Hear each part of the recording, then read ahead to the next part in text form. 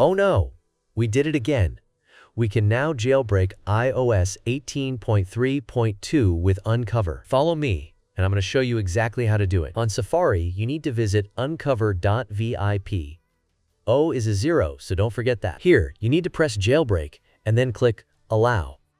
Now go back to Settings. See Profile Downloaded? Press Install, enter your passcode if you have one, then Install, and then Done.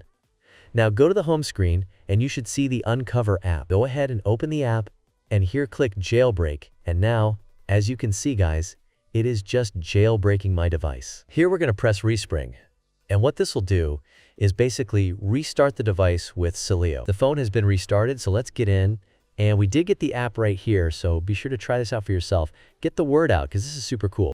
Let's search for something. Be sure to subscribe now. I found a really cool tweak called LineBit that can change app icons and customize their look, giving them a unique style and making my home screen stand out. Now, let's press Done and check if it installed successfully. Yes, it's fully installed.